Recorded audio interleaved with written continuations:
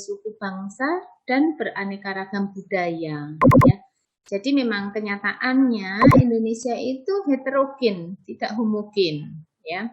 Nah, sehingga kita sebagai pelayan masyarakat, ya tenaga kesehatan itu nantinya melayani masyarakat dan masyarakatnya juga heterogen. Kita tidak bisa memilih. Saya hanya mau melayani pada suku tertentu, pada agama tertentu, ya. Karena kita sifatnya kemanusiaan, maka kita harus melayani semua suku bangsa dengan segala keanekaragaman budayanya.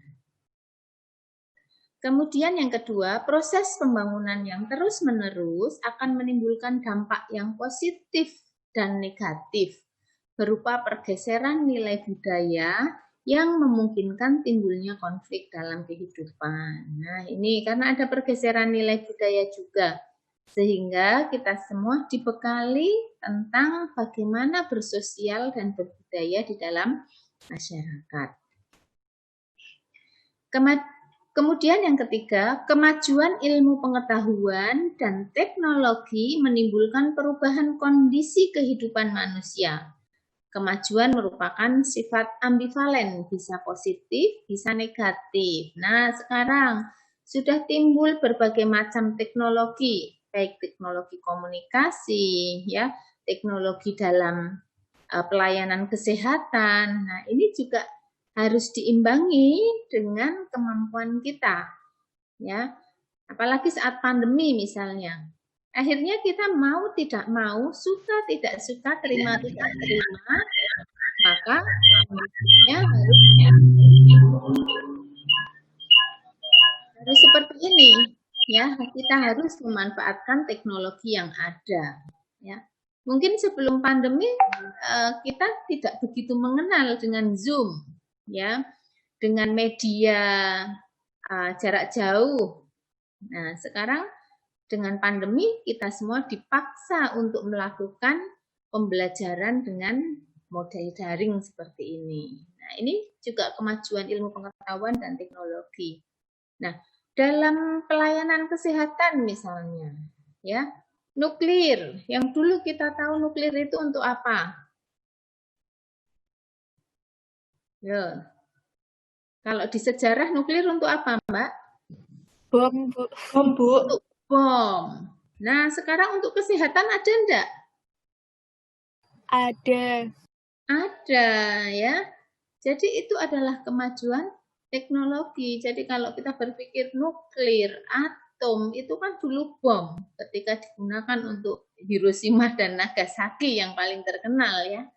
Ternyata sekarang untuk mengebom sel-sel CA, ya, untuk mengebom batu ginjal. Nah, ternyata itu juga pengetahuan dan teknologi dalam bidang kesehatan. Ada yang positif, tapi juga ada yang negatif.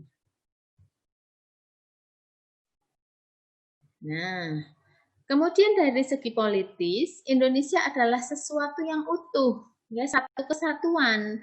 Akan tetapi di dalamnya penuh dengan keanekaragaman budaya. Kita lihat geografisnya menyebar, budayanya heterogen, agamanya juga tidak monoagama, ya. Sehingga hal-hal tersebut sering menimbulkan konflik, ya. Jadi karena perbedaan tadi mudah sekali timbul adanya konflik, ya. Nah, jadi dengan adanya itu semua akhirnya diputuskan bahwa mahasiswa itu juga dibekali dengan ilmu sosial budaya dasar, ya. Nah, ilmu budaya dasar itu identik dengan basic humanities, ya.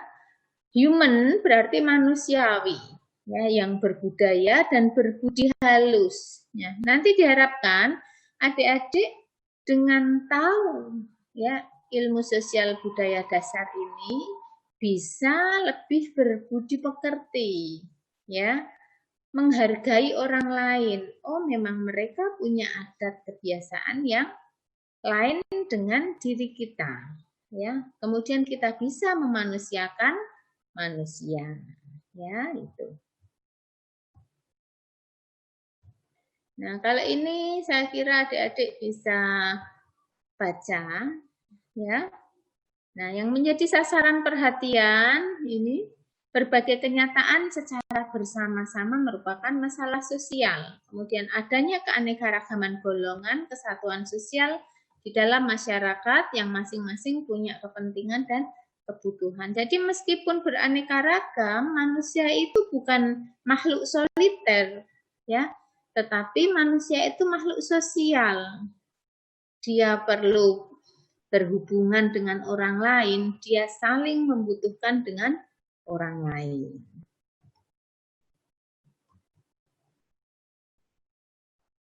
Nah, ini tidak perlu. Nah, ini. Berbagai aspek kehidupan yang seluruhnya merupakan ungkapan masalah kemanusiaan dan budaya. Hakikat manusia universal, akan tetapi perwujudannya beraneka ragam. Jadi hakikatnya manusia itu universal, ya. Nah, tetapi ya wujudnya beraneka ragam. Ada yang lemah lembut, ada yang mudah menerima perbedaan, ada yang tidak, ya.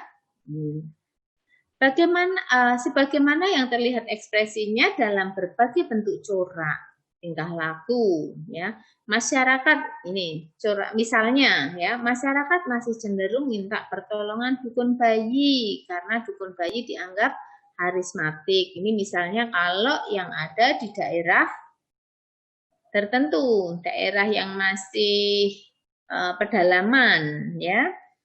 Karena apa? Karena dukun lebih diterima sebagai anggota keluarga. Imbalan jasa diletakkan pada nilai gotong royong atau kekeluargaan dan biasanya lebih murah. Nah, ini ya. Kadang-kadang di satu desa masih cenderung ke dukun. Kemudian, faktor yang lain, lokasi puskesmas yang jauh dari tempat tinggal masyarakat. Mungkin kalau di Jawa puskesmas banyak. Puskesmas utama, puskesmas pembantu. Tapi kalau di luar Jawa karena pulau-pulau kecil, mau ke puskesmas harus melewati pulau yang lain dulu, ya. Dan ini real, memang keanekaragaman Indonesia seperti itu secara geografis. Nah, berpijak dari hal-hal tersebut, maka bidan sebagai salah satu tim anggota kesehatan, khususnya kesehatan ibu dan anak, mempunyai peran penting. Nah, fungsinya apa? Memberikan pelayanan persalinan, ya, dari hamil mestinya hamil, bersalin, KB, ya. Kemudian menggerakkan dan membina masyarakat. Jadi Bu Bidan tidak hanya sekedar melayani pasien saja tidak, tetapi juga menggerakkan dan membina masyarakat. Nah, ada yang ibunya bidan desa, ibunya atau keluarganya atau dekatnya. Amel itu Bu. Oh, Amel. Amel apa? Ibunya? Bidan desa Bu. Ibunya bidan desa? Iya. Nah, kan tidak hanya sekedar melayani pasien yang datang kan? Ya, kadang datang ke posyandu. Nah, itu wujud membina masyarakat, membina kader, ya. Kemudian ngasih penyuluhan. Nah, berarti peran bidan itu tidak hanya secara personal, ya, tetapi juga membina masyarakat. Nah, kalau untuk membina masyarakat, tidak tahu adat budaya yang ada di masyarakat, maka nanti bisa berbenturan. Ya, jadi harus bisa menyelami kondisi masyarakat itu seperti apa. Gitu. Nah, ini membina dan memberikan bimbingan teknis kepada kader kesehatan. Nah, para kader dibina, ya. Kemudian dukun bayi juga dibina, bukan berarti kalau tadi di atas masih banyak yang ke dukun kemudian kita menjadi rival dukun, bukan, ya. Tetapi kita membina bagaimana dukun bayi tersebut supaya sesuai dengan jalurnya. Apa yang diperbolehkan oleh dukun, apa yang tidak, ya. Jadi bukan kemudian wah itu rival, tidak, tetapi jalan bersama. Karena kalau adik-adik nanti menganggap rival, maka semakin muncul benturan di dalam masyarakat. Nah, kemudian membina kelompok dasawisma di bidang kesehatan. Ya, jadi dawis-dawis yang ada di wilayah masing-masing itu juga dibina oleh Bu Bidan, ya, terutama dalam hal kesehatannya. Membina kerjasama lintas program dan lintas sektor. Nah, ini kalau lintas program berarti kerjasama yang satu lini, ya, kesehatan dengan kesehatan. Tetapi kalau lintas sektor itu berarti dengan lini yang lain. Nah, apalagi sekarang ada dana desa, ya. Desa itu diberi kewenangan untuk mengatur keuangan desa. Nah, keuangan desa itu ya berarti ya ekonomi, ya sarana prasarana, ya termasuk di dalamnya adalah bidang kesehatan, ya. Sehingga di sini Bu Bidan juga punya andil bagaimana menjalin kerjasama dengan lintas sektor. Misalnya, adik-adik menjadi bidan desa, ya, di kelurahan X. Nah, ternyata di kelurahan itu banyak ibu hamilnya yang gizi buruk, banyak balita gizi buruk. Nah, tadi Bu Bidan kan harus bisa tahu kondisi wilayah binaannya, ya, terkait dengan kesehatan. Maka nanti Bu Bidan bekerja sama dengan sektor yang lain, dengan kelurahan, ya. Kemudian bagaimana bisa ibu hamil dengan KEK, anak-anak gizi buruk itu juga mendapatkan perhatian dari dana desa. Nah, itu salah satu wujud membina kerjasama lintas program dan lintas sektor, ya. Melakukan rujukan medis maupun rujukan kesehatan ke fasilitas kesehatan lainnya. Nah, ini secara personal, ada pasien datang kok di luar kewenangan kita, maka kita lakukan rujukan medis, ya. Ada ibu hamil sungsang G1, ya sudah dirujuk saja, ya. Nanti adik-adik akan belajar ketika di Askep 1. Askep 1 itu tentang kehamilan. Mana yang menjadi kewenangan adik-adik sejauh mana, yang tidak boleh mana, ya. Kemudian mendeteksi dini adanya efek samping dan komplikasi baik kontrasepsi maupun penyakit sesuai dengan kemampuan dan kewenangannya, ya. Nah, ini misalnya Bu Bidan Desa itu kan harus punya data. Berapa sih pasangan usia subur di wilayahnya, ya? Berapa sih yang menggunakan KB suntik, yang menggunakan IUD. Nah, dari yang menggunakan KB ini, berapa sih yang menimbulkan efek samping atau mempunyai efek samping? Ya, nah ini biasanya melalui kelompok dawis atau PKK. Ya, mereka harus membuat laporan tentang penggunaan KB. Nah, jadi adik-adik tidak bisa bekerja sendiri kalau di desa, tetapi harus membutuhkan kerjasama dengan orang lain, baik lintas program maupun lintas sektor. Nah, kalau begitu diperlukan apa? Ya diperlukan cara berkomunikasi yang baik, ya. Jadi Bu Bidan tidak hanya pinter dalam sisi kesehatan saja, tetapi juga pinter bagaimana berkomunikasi dengan orang lain, ya. Makanya nanti adik-adik juga akan ada ilmu komunikasi dan konseling, ya, dibekali ilmu komunikasi konseling. Nah, ini kewenangan bidan. Nanti sudah tambah lagi dengan PP atau peraturan Permenkes nomor 28 tahun 2017 nanti sudah muncul lagi. Kemudian Undang-Undang Bidan tahun 2019 ya. Nanti tolong adik-adik baca Undang-Undang Bidan sudah ada. Nah, ini diantaranya bidan di komunitas atau bidan di desa ya, menghubungi pamong desa untuk mendapatkan peta desa serta pembagian wilayah. Jadi kalau nanti adik-adik jadi bidan desa ya, itu harus bisa berkomunikasi dengan pamong, kemudian bisa membuat peta desa. Nah, peta desanya bukan hanya sekedar peta ya, seperti adik-adik SMA membuat peta mana gunung, mana lembah, mana sungai, mana ngarai, enggak. Tetapi peta terkait dengan kesehatan. Di RW-RW manakah yang ada kantung-kantung ibu hamil risiko tinggi? Ibu hamil normalnya tersebar di mana? Jumlah balitanya seperti apa distribusinya ya? Ini peta desanya. Kemudian mengenal struktur kemasyarakatan. Nah, sekarang LKMD sudah tidak ada.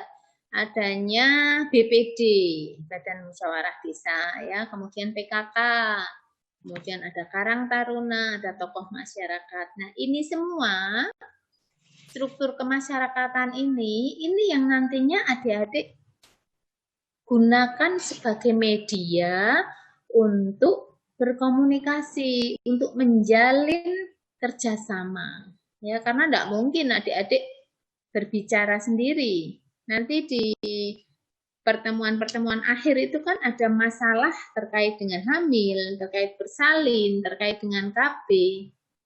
Nah, misalnya terkait dengan KB, ada daerah yang religius, sehingga banyak yang menolak KB. Maka adik-adik tidak bisa berbicara sendiri. Adik-adik harus melibatkan tokoh masyarakat. Nah, ya. Kemudian mempelajari geografis dari penduduk. Nah, ini mencatat jumlah kakak, pus, jenis kelamin. Nah, untuk itu bidan harus mengadakan hubungan yang efektif dengan masyarakat, terutama dengan key person. Nah, ini terutama dengan orang-orang kunci. Nah, mungkin sudah pernah disampaikan Bu Rizky tentang tugas-tugas? Tugas-tugas untuk ISBD? Sudah, Ibu. Sudah, ya. Nah, nanti adik-adik ketika membuat tugas, lihat key person-nya, ya. Misalnya, adik-adik ngambil permasalahan di desa kalian atau di wilayah kalian. Kalian harus bisa mengidentifikasi orang-orang kunci di wilayah adik-adik itu siapa. Misalnya, saya asli Kendal. Ya, Kendal itu kalau Kendal pesisir itu tipologinya seperti apa? Kalau Kendal agak naik itu seperti apa? Ada yang daerah pesantren. Nah, kalau yang daerah pesantren berarti key person-nya adalah ustadz, kiai, tokoh masyarakat. Nah, sehingga kita permasalahan terkait kesehatan kita bisa bekerja sama dengan mereka. Kemudian mereka itu nanti yang menyampaikan kepada masyarakat. Karena kalau yang langsung kita kadang-kadang tidak diterima karena key person di sana adalah tokoh masyarakat. Nanti beda lagi mungkin di wilayah yang lain. Key person-nya itu adalah Pak Lurahnya. Kalau Pak Lurah, Bu Lurah yang berbicara, maka warga mau. Ya, atau malah key person-nya dukunnya. Nah, kita harus tahu ya. Sehingga kita harus berkomunikasi dengan mereka. Ya. Nah, jadi yang pertama komunikasi. Komunikasi itu alatnya apa? Alatnya adalah bahasa. Ya. Kemudian setelah itu mempromosikan diri. Adik-adik mempromosikan diri. Oh, bahwa saya adalah bidan, ya. Nah, mempromosikan diri tidak harus dengan iklan, ya. Cukup dengan menampilkan kepribadian yang baik, ya, sesuai dengan yang dianut oleh masyarakat, maka masyarakat akan melihat, oh iya ya, Bu Bidannya kok ramah, kok cekatan, dengan orang itu mudah bergaul, ya, sehingga masyarakat nanti lama-kelamaan akan berminat terhadap produk atau layanan dari Bu Bidan. Tapi kalau Bu Bidannya aja sombong, tidak mau bertanya, ya sudah masyarakat semakin menjauh.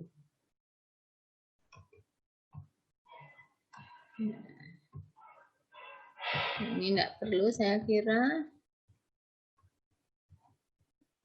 Nah, saya kira itu sedikit pengantar ya mengapa bidan itu diperlukan mata kuliah ilmu sosial budaya dasar ya karena memang nantinya masyarakat bidan itu bekerjanya di masyarakat ya. Sampai di sini ada yang mau didiskusikan? Silahkan kalau yang mau bertanya.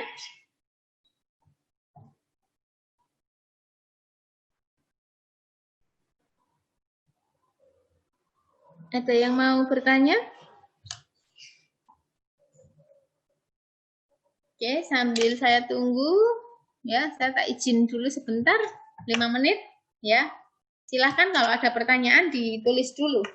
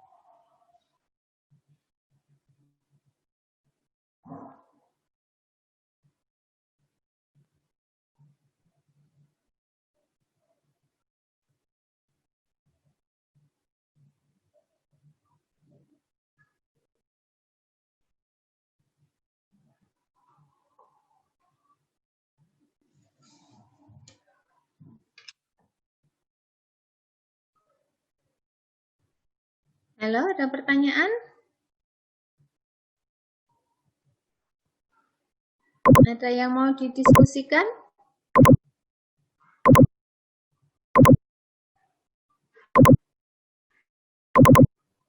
Kalau tidak ada, saya lanjut.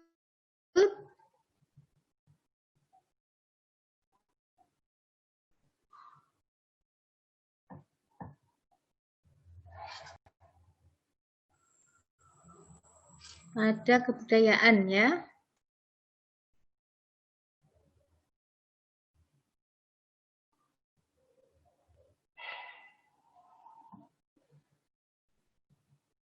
Nah, ini pengantar juga.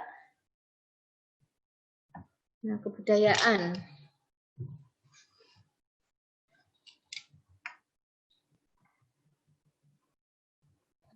Silakan, coba ada yang berpendapat, kebudayaan itu apa?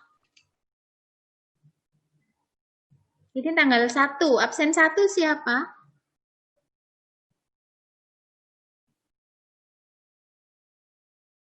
Ya, absen 1 siapa ya? Atau belum ngerti absennya? Setianing Diana, Bu. Oke, ya, silahkan.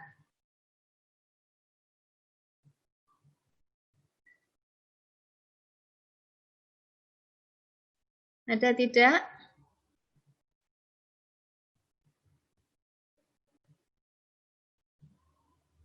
Saya, Bu. Ya, silahkan. Silahkan berpendapat tentang apa itu kebudayaan.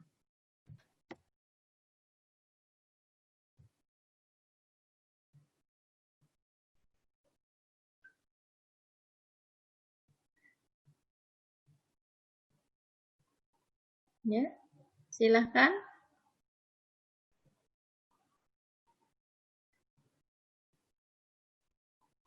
Sekalian sambil berkenalan. Saya, Bu. Ya. Menurut saya, kebudayaan itu suatu aktivitas yang turun-menurun. Aktivitas yang turun-menurun. Oke, ada lagi yang lain? Kebiasaan, Bu. Kebiasaan. Ini suara siapa ya? Amel. Amel. Kemudian ada lagi siapa? Ada kebiasaan, ada turun-temurun. Cara hidup yang diwariskan oleh generasi ke generasi, dari generasi ke generasi. Cara hidup yang diwariskan dari generasi ke generasi. Oke. Budi dan pekerti, Bu. Budi dan perilaku. Usaha dan perilaku. Oke, ada perilaku juga, ya. Coba kita lihat ya.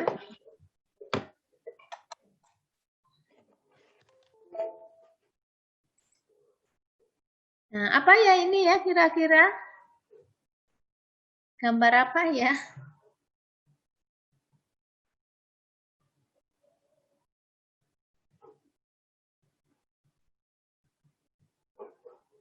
Gambar pohon.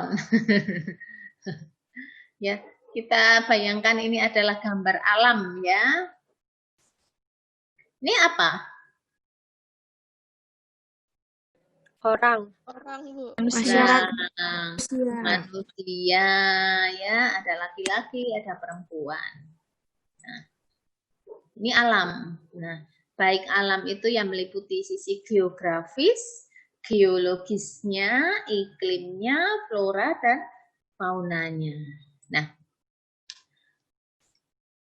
antara alam dan manusia ini ada sebuah aksi timbal balik, ya, ada aksi reaksi. Nah, alam itu memberikan tantangan kepada manusia. Nah, manusia sebagai makhluk Tuhan yang dibekali dengan akal dan pikiran, maka dia yang akan beradaptasi terhadap alam ini. Seperti saat ini, ketika muncul virus COVID-19, sebenarnya alam ini memberikan tantangan kepada manusia. Nah, sekarang manusia harus beradaptasi, ya, dengan adaptasi new normal. Harus jaga jarak, ya, harus menggunakan masker, yang dulu malas menggunakan masker karena merasa pengap dan sebagainya, karena tertantang oleh alam, sekarang mau tidak mau kalau keluar menggunakan masker, ya. Kemudian kita sekarang social distancing, yang kemarin suka kumpul-kumpul, ya. Sekarang masih suka enggak?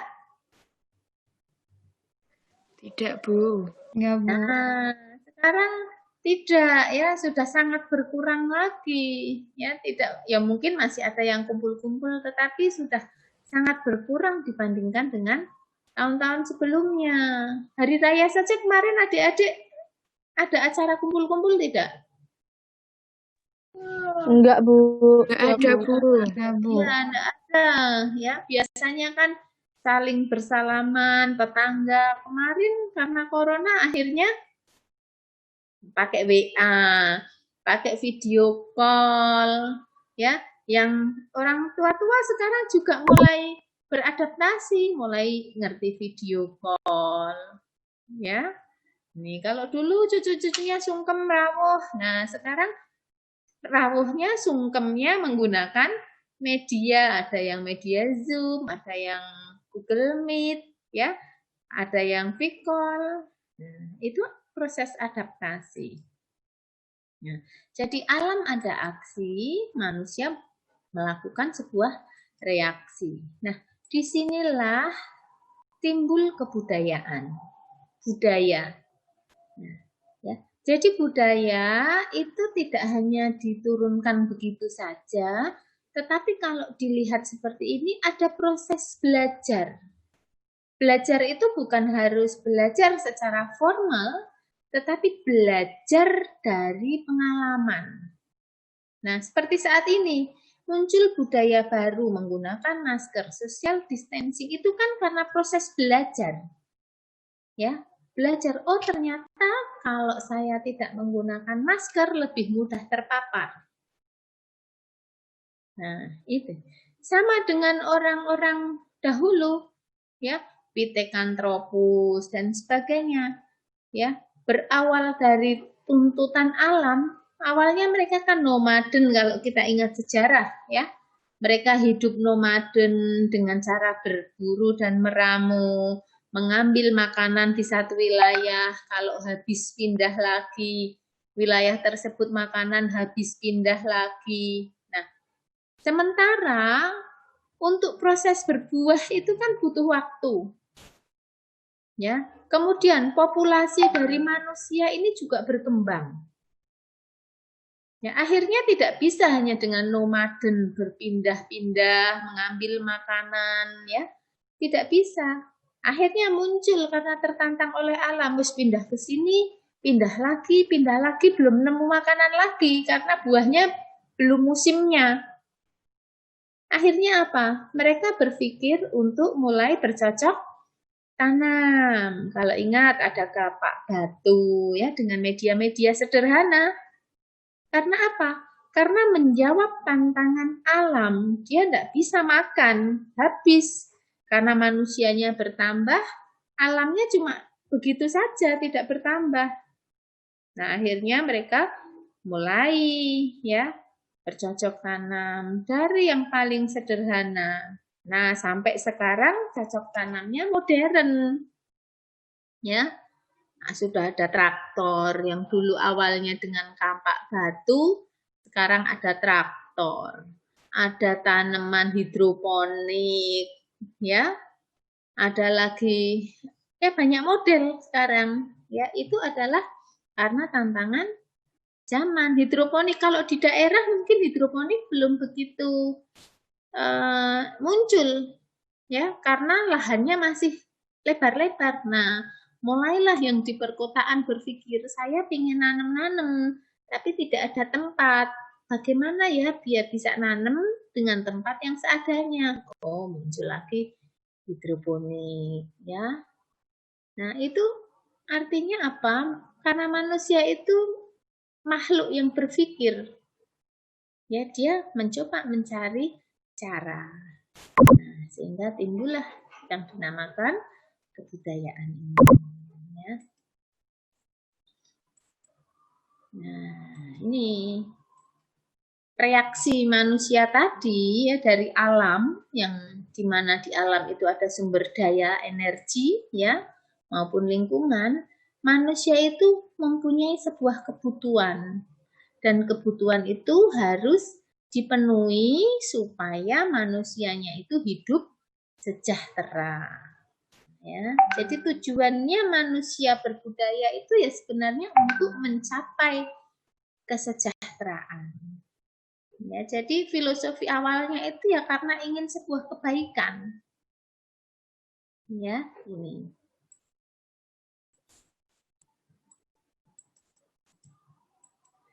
Nah, sehingga muncullah tadi ini kebudayaan.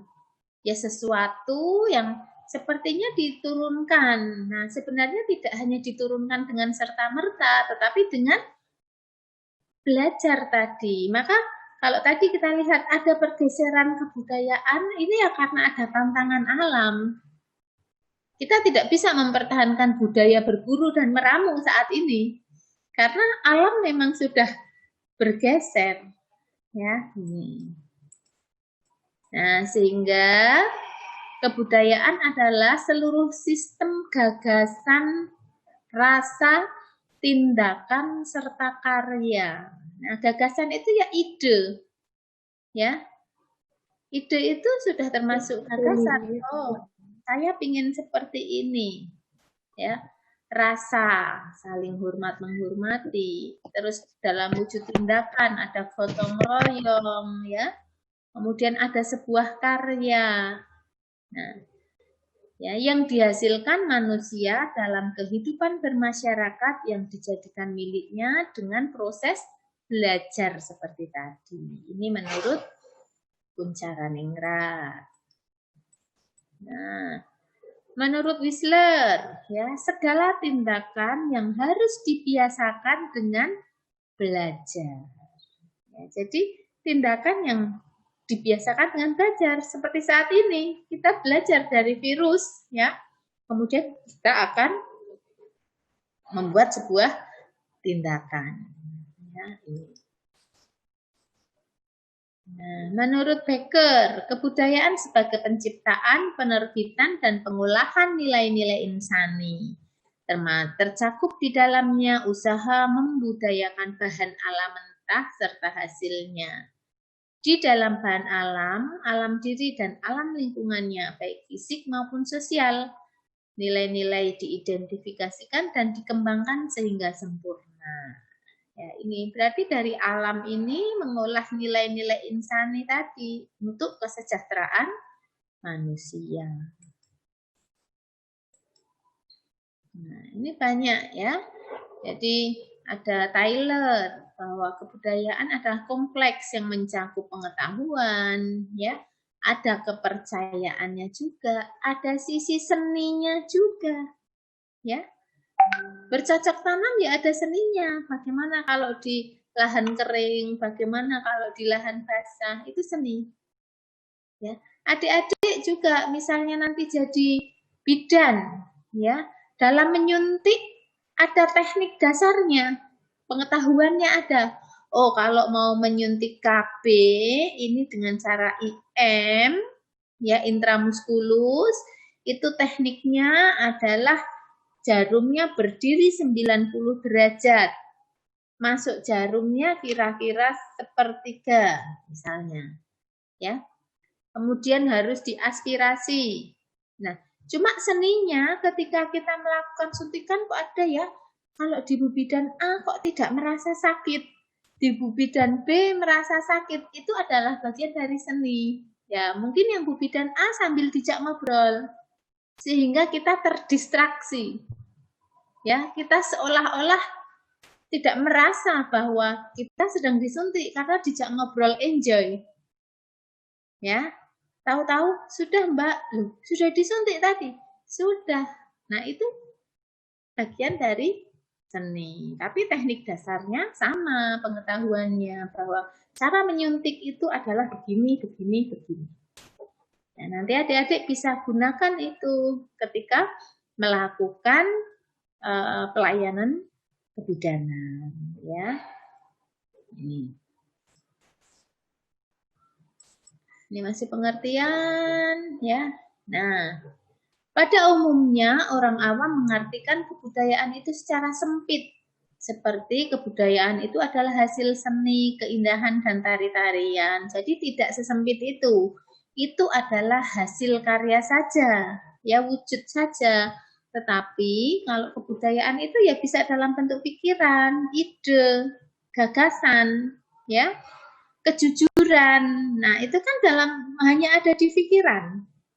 Tapi nanti diaplikasikan dengan perbuatan tidak menipu, ya, berarti dia jujur, tidak suka berbohong, ya, tetapi awalnya ada di gagasan, ya, ini,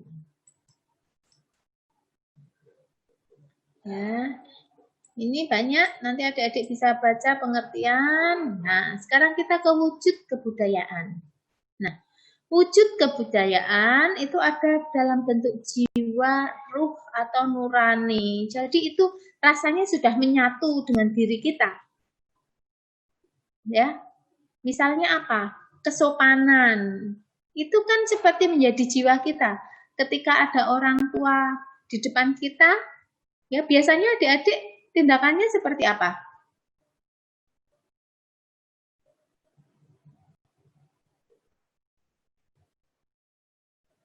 Kita jalan di depan orang tua. Membungkukkan badan, Bu. Nah, membungkukkan Permisi. badan, ya permisi. Nyuwun sewu. Nah, kalau yang Jawa nuwun sewu. Nah, itu sudah sepertinya ada di dalam diri kita tanpa harus, wah, begini. Tidak, tapi kita secara otomatis ketika seperti itu, ya kesopanan kita muncul. Dengan orang tua, tidak terus mengok-mengok kan bicaranya. Nek, nenek, begitukah? Tidak, berbeda dengan teman. Hei mas bro, hei mbak bro.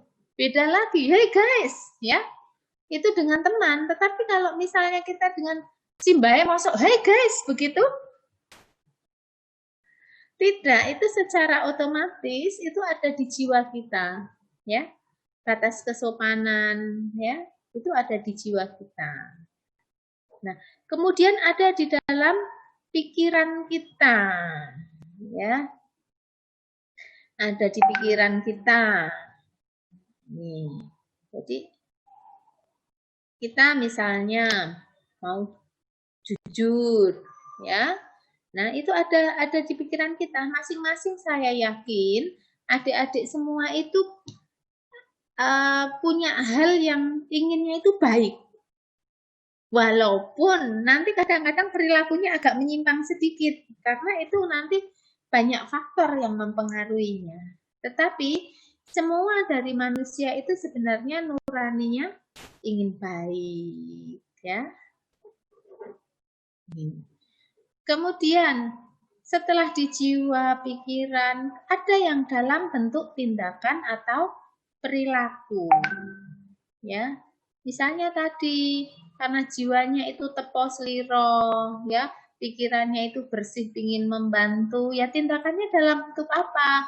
Oh, kalau ada orang sakit, tanpa diworo-woro, tanpa diminta, datang menjenguk, ya. Kemudian ada kerja bakti kan sifatnya tidak wajib. Tapi kenapa kok yo pada datang? Ya, nah ini karena memang dari jiwa, dari pikiran, kemudian muncullah dalam sebuah perilaku.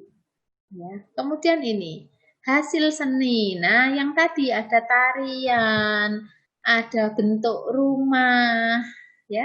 Ini hanya salah satu dari wujud kebudayaan.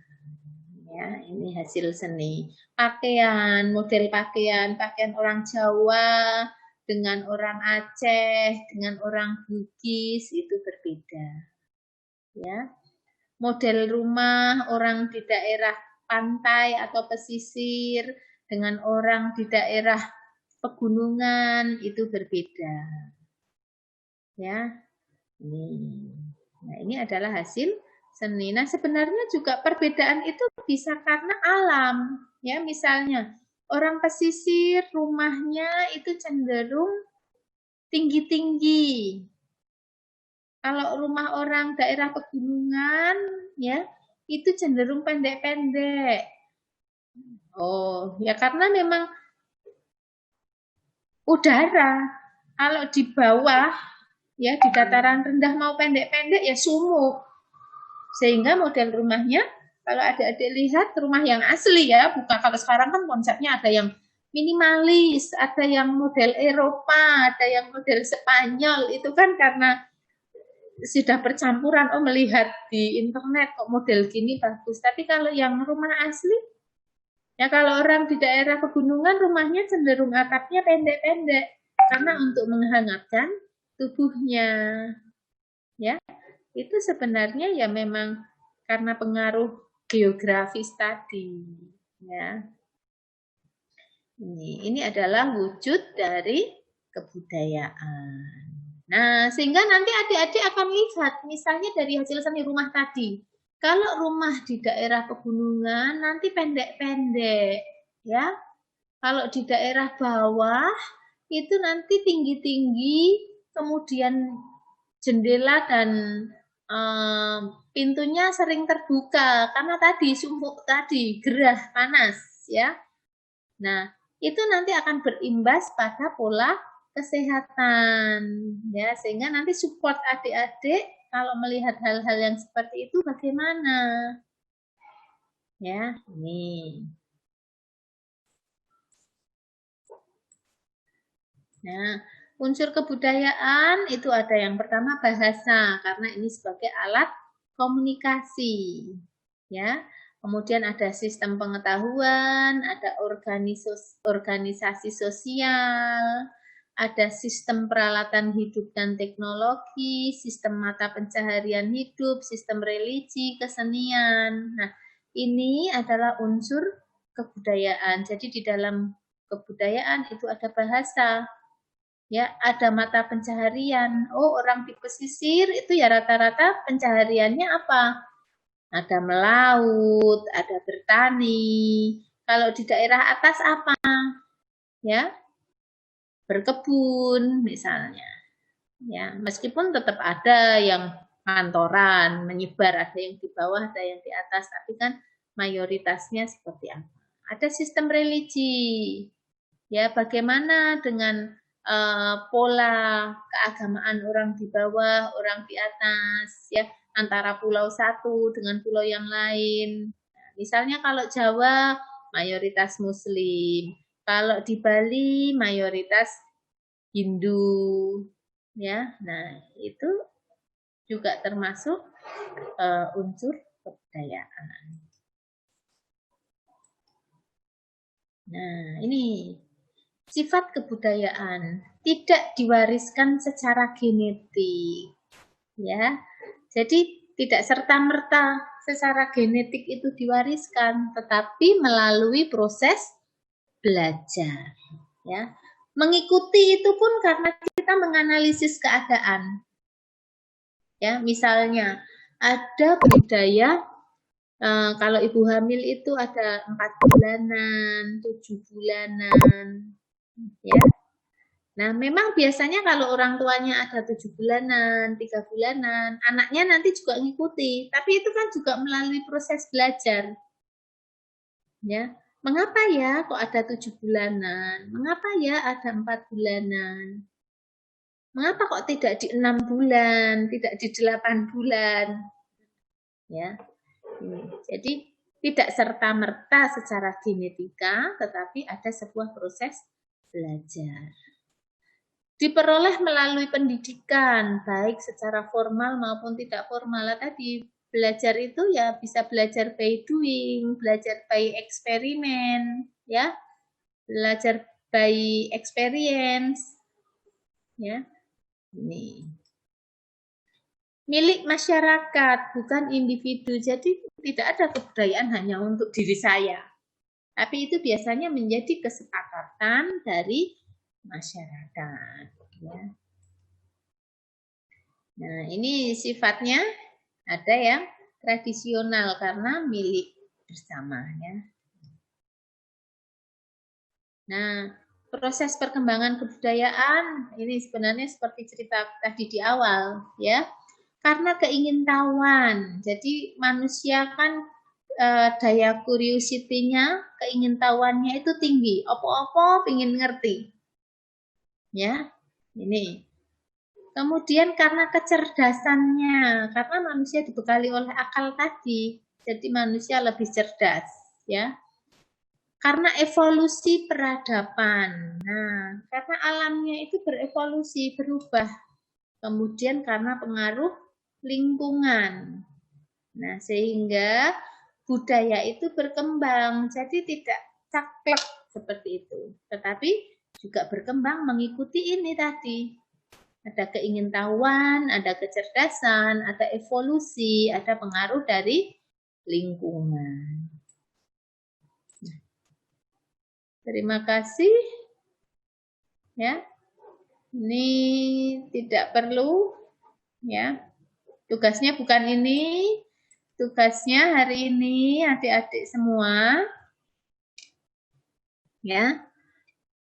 Silahkan adik-adik analisis ya budaya yang ada di lingkungan adik-adik terkait dengan kesehatan ibu dan anak.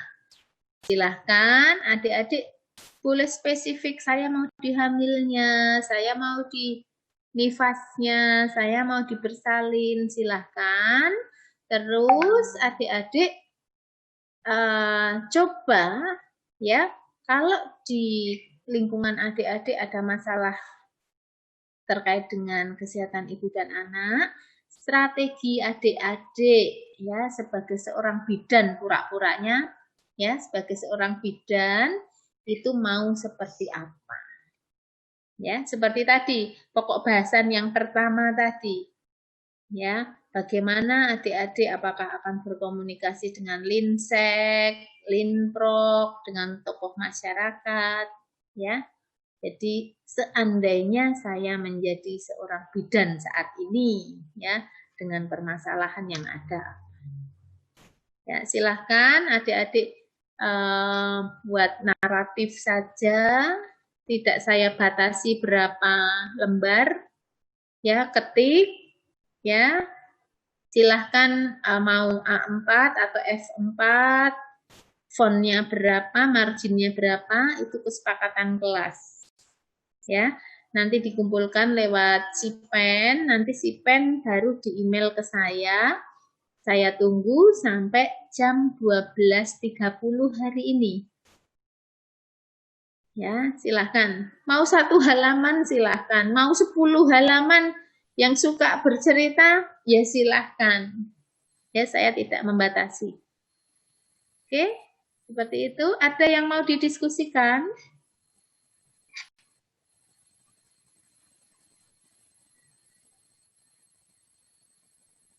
Silahkan kalau ada yang mau disampaikan, ditanyakan.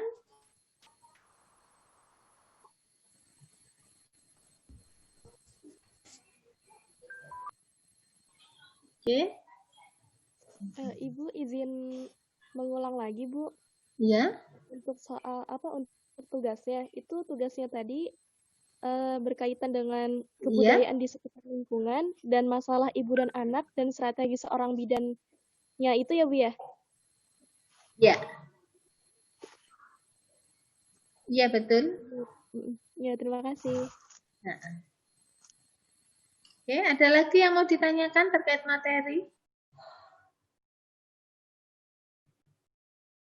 Oke, kalau tidak ada pertemuan berikutnya, tolong adik-adik belajar tentang konsep masyarakat desa dan masyarakat kota. Ya, pertemuan berikutnya kita belajar bersama tentang konsep masyarakat desa dan masyarakat kota. Silakan kalau nanti ada waktu luang, tidak sesuai jadwal, ketika saya bisa ya insya Allah bisa ya.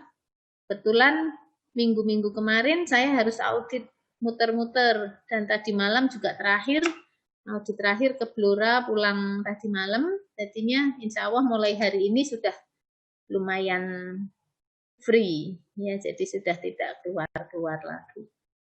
Oke. Silakan nanti kalau ada jam kosong, misalnya hari Jumat, hari Senin, ketika saya bisa, insya Allah saya siap. Itu? Ada pertanyaan?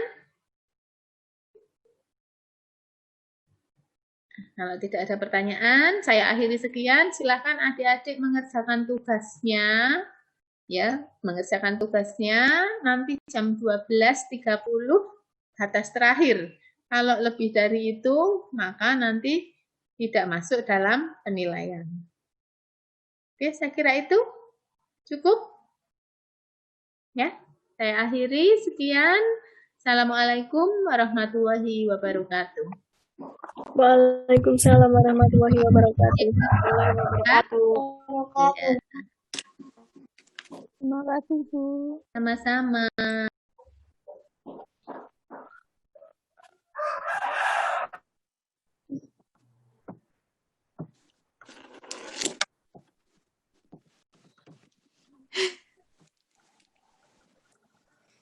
Airport.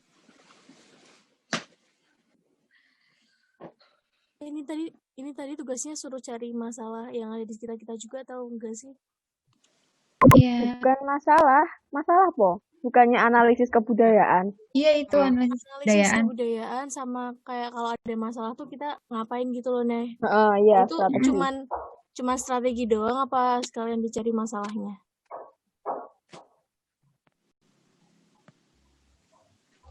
Mungkin yang dimaksud ibunya itu misalnya analisis itu kayak misalnya di desa kita itu masih menggunakan dukun bayi, masih percaya dukun bayi. Nah, terus kalian itunya itu gimana, strateginya menasehati ibunya itu gimana gitu paling. Berarti mencari masalahnya juga. Apa cuma apabila ada masalah gitu loh. Contoh kasusnya. Iya nggak sih? Nah, ya makanya itu yang aku tanyain. Kita cari masalah doang atau cuman strategi?